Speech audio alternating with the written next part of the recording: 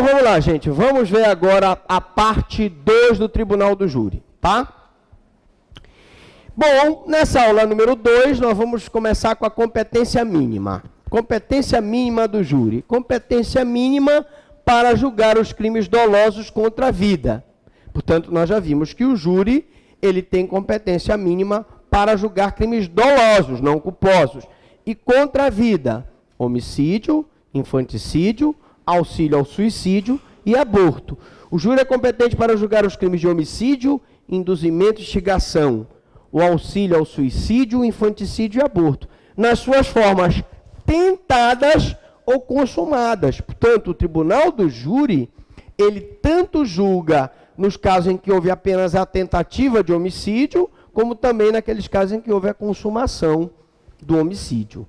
O constituinte pode ampliar as hipóteses de competência do tribunal do júri.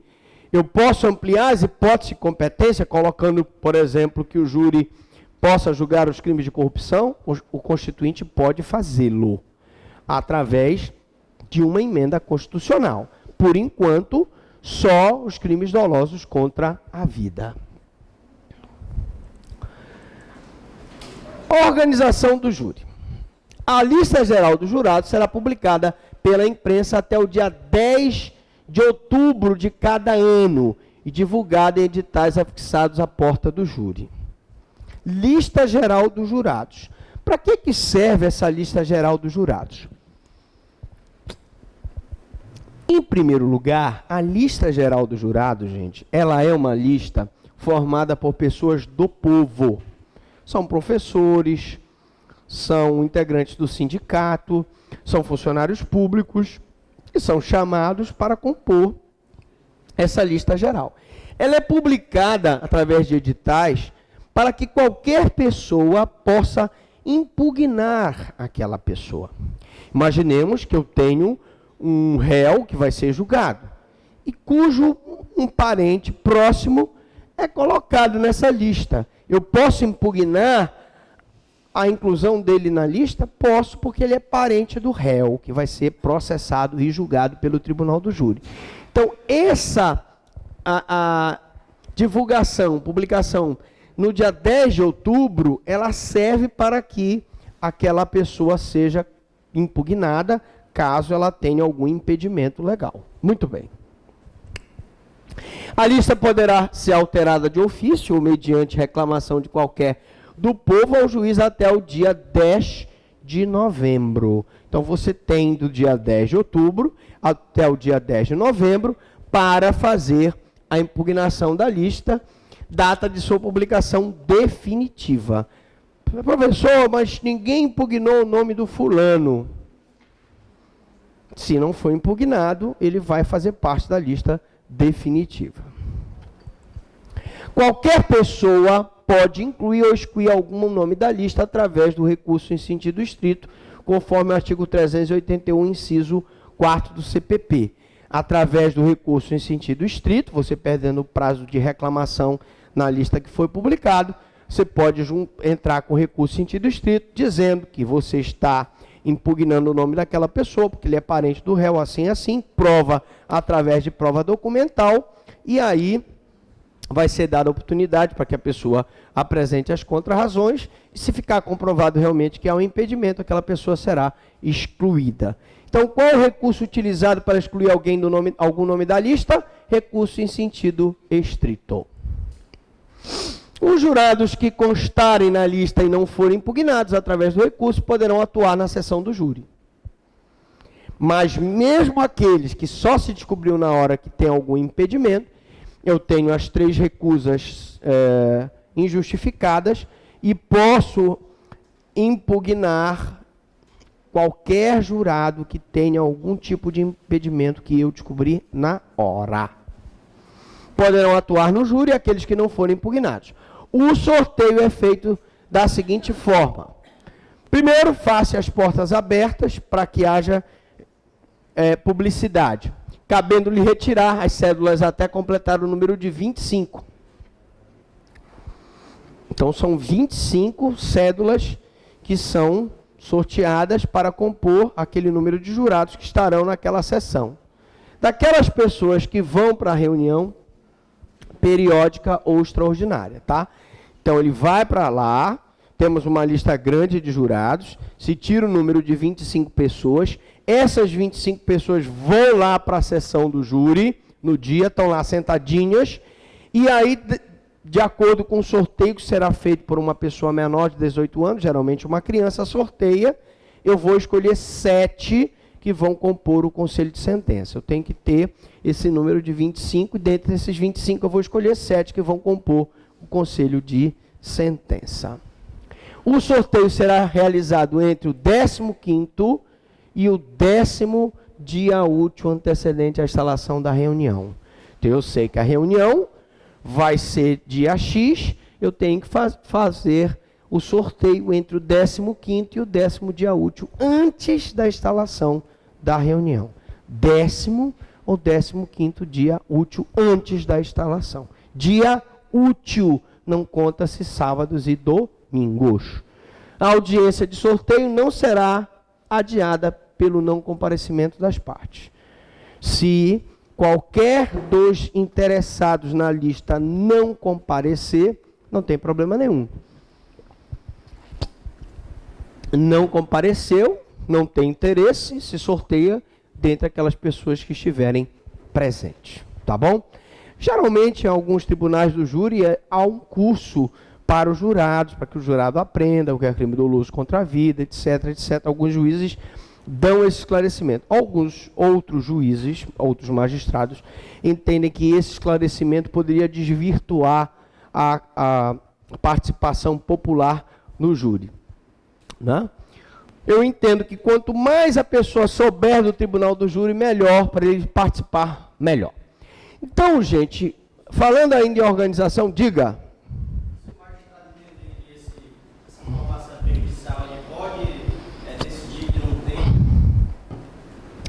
Não, ele só pode, a pergunta é, se o magistrado entender que a formação do júri é prejudicial, na verdade, ele não tem como fazer isso, né? Existe o bom jurado e existe o mau jurado, assim como existe o bom médico e existe o mau médico. Eu posso ter uma composição do júri, formada por pessoas que têm uma determinada postura e que, portanto, tendem a uma condenação maior. E posso ter um grupo de pessoas que, por uma determinada postura, tendem a uma postura de absolvição. Mas o juiz não pode, sem fundamentar a sua decisão, excluir o jurado da lista. Ele deve excluir, sim, se ele tiver conhecimento que o jurado tem algum impedimento legal. Ainda falando sobre organização... A defensoria pode pedir mudança? Pode dizer, não quero que ele seja jurado. A defesa e o Ministério Público podem impugnar a pessoa que está na lista, desde que tenha algum fundamento para o seu impedimento. O Ministério Público não vai simplesmente impugnar, dizendo não quero que ele participe da lista. A impugnação da lista é uma coisa, gente. E a impugnação na sessão de julgamento é outra completamente diferente. Eu estou falando ainda da lista dos jurados que são publicados no edital. Eu não estou falando dos jurados que são escolhidos na sessão de julgamento, que você pode recusar 3 injustificadamente e recusar quantos estiverem de forma justificada, se tiver algum impedimento para atuar como jurado. Então, o tribunal do júri é composto pelo juiz togado e 25 jurados. O sorteio é público e o juiz presidente sorteará 7 jurados que comporão o conselho de sentença. O sorteio é fiscalizado pelo MP e pela defesa, que poderão impugnar até 3 jurados, cada um sem apresentar os motivos. São as famosas recusas injustificadas. Por que você recusou aquele jurado? Existem promotores que entendem que, quando olham para a pessoa, percebem que aquela pessoa tem uma tendência de absolvição, de condenação. O defensor, a mesma coisa. Se ele perceber que aquela pessoa, ele já participou do júri várias vezes, sabe que aquele jurado tem uma tendência de condenar aquela pessoa, ele vai imediatamente tentar impugnar sem motivo. Até 3 da acusação e até 3 da defesa. Até 3 eu posso impugnar na sessão do júri sem motivo.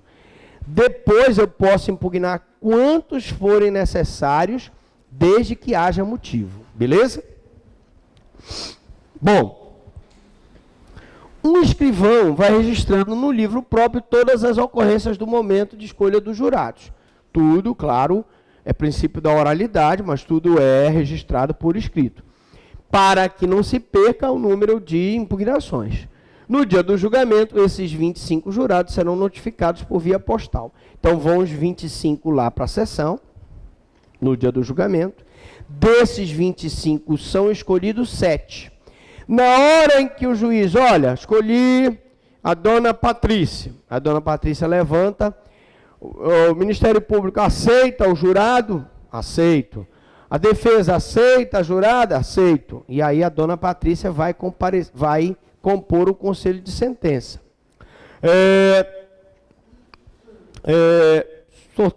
Sorteia-se outro jurado. Dona Felícia levanta. Ministério Público aceita essa jurada? O Ministério Público diz aceito. A defesa, o defensor olha para a dona Felícia, vê que ela é uma pessoa que gosta de condenar, diz, não, eu recuso. Já então o escrivão registra a recusa injustificada. O Ministério Público tem direito a 3, defesa tem direito a 3 recusas injustificadas. Beleza? Bom, então esses 25 serão notificados, comparece, desses 25 se escolhe os 7 que vão ser jurados. Requisitos para ser jurado. O que eu preciso... qual o requisito para que eu possa ser jurado? Primeiro, ser brasileiro nato ou naturalizado. Ah, professor, não precisa ser brasileiro nato? Não. Posso ter um brasileiro naturalizado como jurado. Posso ter um estrangeiro como jurado? Não. Não posso. Estrangeiro não pode ser jurado. Ter notória idoneidade. Notória idoneidade é a pessoa que é idônea, não tem nenhuma mácula indelével, ética, moral, de ofensa aos bons costumes, né? Ser alfabetizado. Eu não posso convidar um jurado que não seja alfabetizado. Um analfabeto não pode ser jurado. Ser maior de 18 anos. Eu não posso convidar uma pessoa menor de 18 anos, um adolescente de 17, 16, para ser jurado. Para ser jurado, eu tenho que ter uma pessoa maior de 18 anos. Bom, algumas peculiaridades. O emancipado não pode ser jurado se não for maior de 18 anos. Eu tenho um rapaz de 16 anos que já está casado e já tem a sua própria empresa, e já está emancipado e quer ser jurado. Pode? Não pode. Por quê? Porque ele tem 16 anos. Para ser jurado, tem que ser maior de 18 anos, mesmo que esteja emancipado. Outra peculiaridade, está no gozo das faculdades mentais.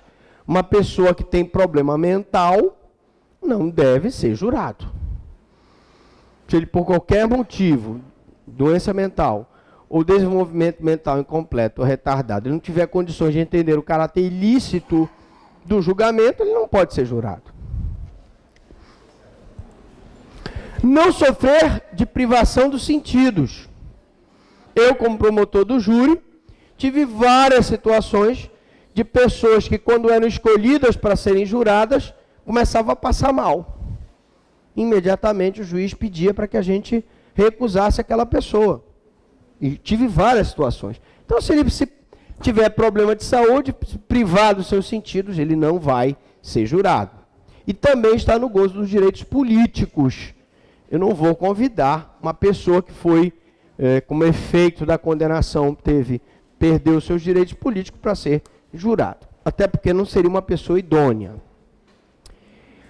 Qual o dever de ser jurado? Bom, primeiro, o serviço do júri é obrigatório. Ou seja, o alistamento compreenderá os cidadãos maiores de 18 anos de notória idoneidade. Então, a obrigação de ser jurado é obrigatória. Você sendo maior de 18 anos, brasileiro, ou brasileiro naturalizado, e você tendo notória idoneidade, você vai ser jurado. Você não pode se escusar de ser jurado. Mas, professor, e se a pessoa se escusar?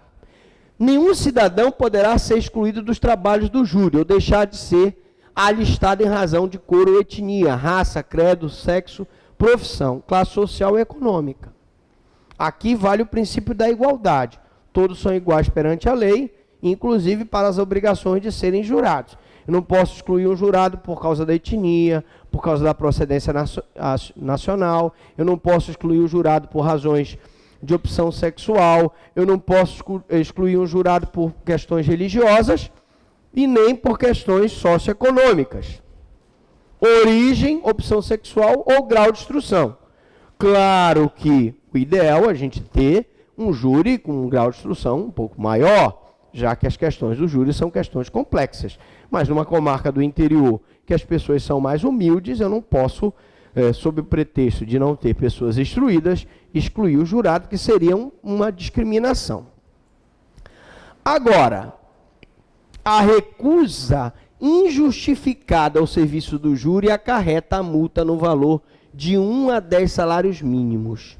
Então, você se recusou a prestar o serviço do júri, você pode ser multado de 1 a 10 salários mínimos a critério do juiz, de acordo com a condição econômica do jurado. Se ele for mais rico, maior a multa. Se ele for muito pobre, menor a multa. Serviços alternativos. Mas há uma saída, né? Assim como aquela pessoa tem a possibilidade de ser multada, existe uma possibilidade agora de serviços alternativos para o cidadão que se recusa a servir no júri. Então, se eu não quero servir no júri, por objeção de consciência, embora não se tenha especificado como tal serviço se dará. Então, você, por razões de consciência, você é muçulmano, você não quer participar daquele júri por respeito à tua religião. Você é evangélico, você não quer participar do júri. Vai ser julgado uma pessoa que é judeu, você é judeu, não quer participar do júri. Você pode arguir essa questão? Pode, mas para que você não seja multado, você tem que fazer uma prestação alternativa. Como não se tem ainda previsto o que seria essa prestação alternativa, se tem entendido como uma prestação de serviços gratuitos à comunidade, como a entrega de cestas básicas para instituições de caridade e outras formas alternativas de cumprimento dessa medida. Qual o privilégio de eu ser jurado? Primeiro, presunção de idoneidade. Quando eu sou jurado, para eu ser jurado, eu preciso ser idôneo. Se eu não for idôneo, eu não sou jurado. Então, se eu participei do júri, eu tenho presunção de idoneidade. Segundo, prisão especial. As pessoas que são juradas são presas em prisão especial. Tá? Preferência. O que é prisão especial? Tem? Prisão especial, gente, é o seguinte, não é que você vá para um presídio especial. Você vai para o mesmo presídio que as outras pessoas vão. Só que você vai para um local onde você não fica junto com os presos condenados e você fica num local separado dos outros demais presos. Isso é que é prisão especial. E a prisão especial só é mantida enquanto não há condenação. Após a condenação, acaba a prisão especial. Preferência em igualdade de condições nas licitações públicas e no provimento mediante concurso público. Ah, professor, quer dizer o seguinte, que se eu for candidato a um concurso público e ficar empatado com outro, em todos os critérios, o fato de eu ser jurado e ele não, faz com que eu tenha prevalência sobre ele? Sim. Se eu participar de uma licitação, eu fui jurado, e o outro que participou ficou em igualdade de condições comigo, não foi jurado, eu tenho prevalência sobre ele? Tenho. Então, existe um privilégio de ser jurado. Também de cargo ou função pública.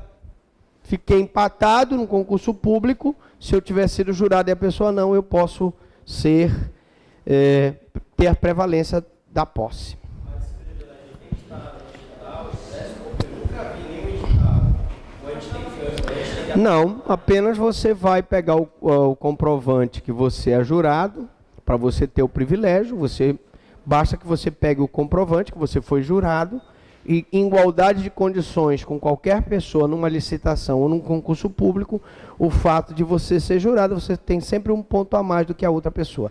Isso está previsto no próprio Código de Processo Penal, não está previsto, nem precisa estar previsto no edital do concurso, basta que esteja previsto no Código. Seria um dos últimos critérios de desempate, tá? Vamos começar então a falar do rito processual do júri. Perigo. Rito processual do júri. Perigo. Bom, vamos começar com Iudicium in accusationis. Então, o rito processual do júri, ele se divide em iudicium in accusationis e iudicium in causae. Em causa. Ou seja, juízo da acusação e juízo da causa. Essa é a tradução.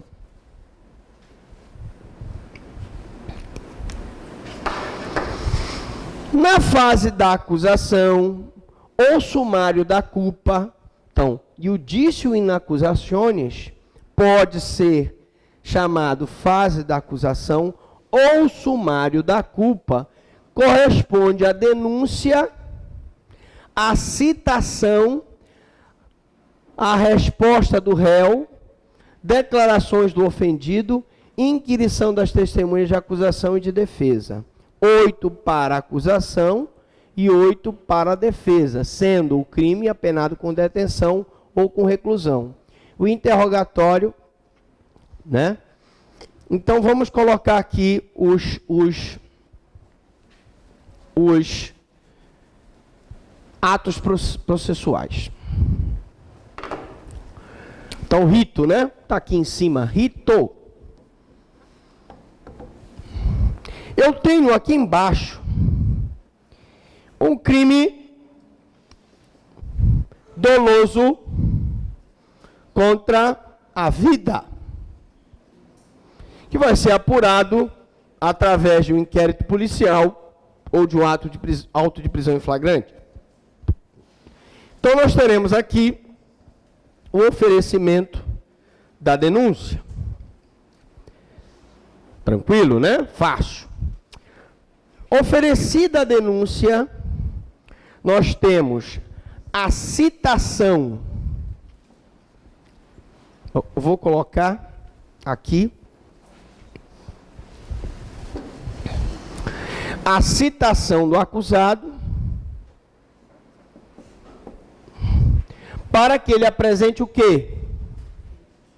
A resposta à acusação. Beleza pura? Ou, se vocês quiserem, defesa preliminar. Apresentada a resposta à acusação, eu vou ter, então, o recebimento da denúncia. Recebimento ou não, né? Da denúncia. recebida a denúncia, eu marco, então até aqui, da denúncia até aqui, eu tenho a fase postulatória. Fase postulatória.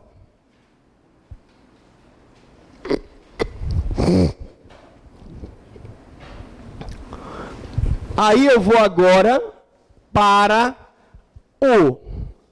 a oitiva da vítima. Se ela estiver viva, evidentemente. A oitiva das testemunhas de acusação. A oitiva das testemunhas de defesa. As razões finais da acusação. As razões finais da defesa. E, finalmente, eu tenho a decisão.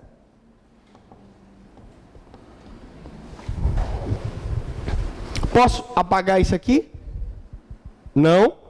Aqui, gente, essa parte aqui das oitivas, tá? Essa parte aqui das oitivas eu chamo fase instrutória,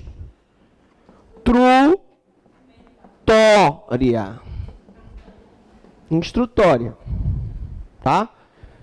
Então, seja o crime apenado com detenção ou com reclusão, no procedimento dos crimes apenados com reclusão da competência do juiz singular, nas alegações finais, o autor e o réu pedem geralmente a procedência da acusação.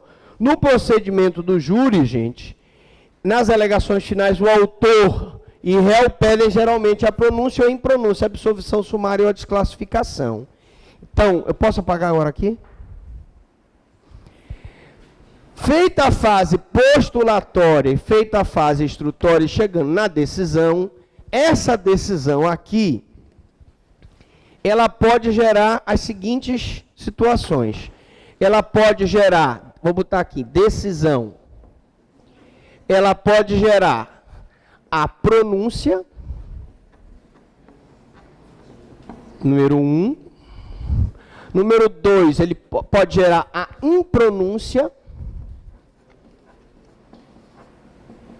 Número 3, ela pode gerar a absolvição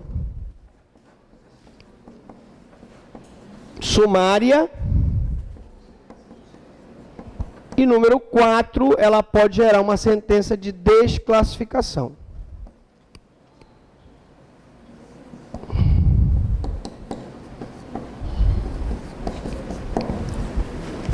Bom, vamos lá. Professor Franklin, quando é que há a pronúncia? Em linhas gerais, o juiz vai pronunciar o réu, pondo fim à primeira fase, que é a iudicium in accusationis, ou juízo da acusação, com a pronúncia, quando há indício da autoria e prova da materialidade de crime doloso contra a vida. Se há indício da autoria e prova da materialidade do crime doloso contra a vida, o juiz pronuncia e, com isso, encaminha o réu, catapulta o réu para a fase do juízo da causa, ou iudicium in causa. Quando é que vai haver a impronúncia? Em linhas gerais, vai haver a impronúncia quando não houver indício da autoria e nem prova da materialidade. Ele será impronunciado. Mas tem que haver muito cuidado, porque nessa decisão aqui, vigora o princípio do indúbio pro societate, né? Aqui é indúbio pro societate. Tranquilos? Bom, quando é que vai haver absolvição sumária? A absolvição sumária ocorrerá quando houver alguma prova, estiver provado que o réu praticou o fato por uma excludente de ilicitude ou por uma excludente de culpabilidade, se ele praticou o fato de legítima defesa, em estado de necessidade, sob coação moral irresistível, por exemplo. Tá?